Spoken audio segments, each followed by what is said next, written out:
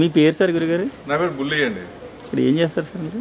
బేసిక్గా మాది వనంతరం అనే ఒక ఆఫీస్ అండి. ఇది ఇక్కడ తూర్పుగోదావరి జిల్లా అడ్డతీగల. అడ్డతీగలండి. అవునండి.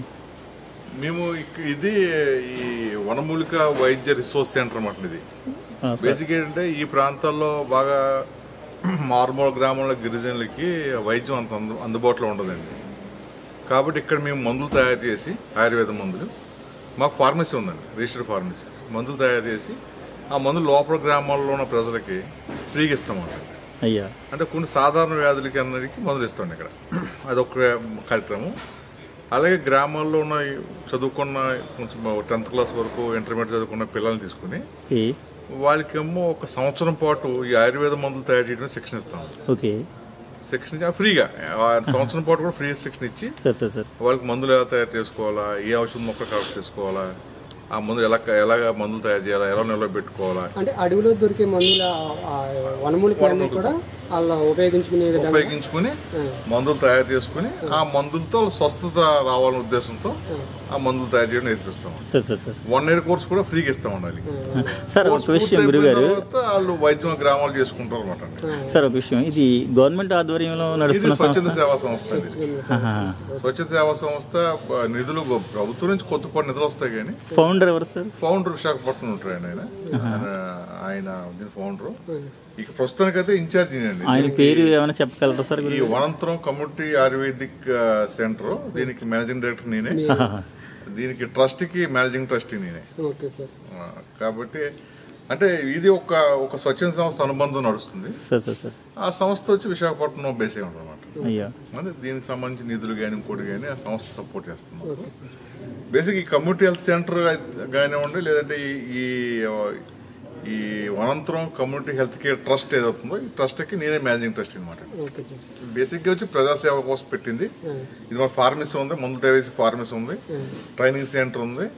అదేవిధంగా సుమారుగా 250 రకాల ఔషధ మొక్కలు పెంచుతాం. ఈ 250 రకాల ఔషధ మొక్కల్లో పెంచి ఈ విత్తనాలను ఉపయోగించి ప్రతి సంవత్సరం నర్సరీలు పెడతాం.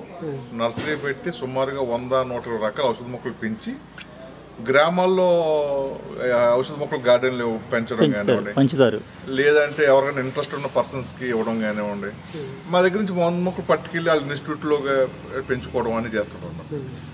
అది తక్కువ ఒక రేటుకి, కొంచెం ఖరీదుకి బయటికి అమ్మడం జరుగుతుంది.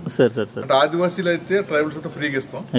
బయట మా ఈ ఏరియా కాకుండా బయటకు వెళ్తుంటే మొక్కకి ఎంతో కొంత తక్కువ మినిమం ఛార్జ్ చేసుకుని వాళ్ళకి మొక్కలు కూడా సప్లై చేస్తాం. Very good sir.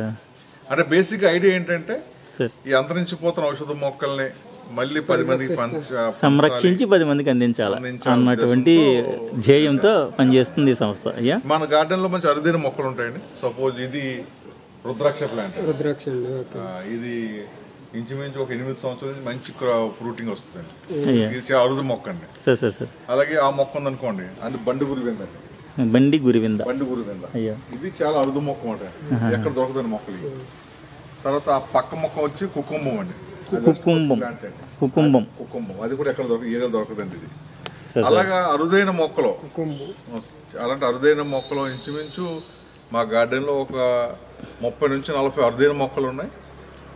అన్ని కలిసి 250 రకాల మొక్కలు ఉంటాయి. వాటిని మళ్ళీ పునరుత్పత్తి చేస్తూ ఉంటారు. పునరుత్పత్తి చేయడం, మళ్ళీ మన ప్రజలకు అందజేస్తూ వాటిని సంరక్షణ చేయడం ప్రధానమైన ఉద్దేశం. Okay sir.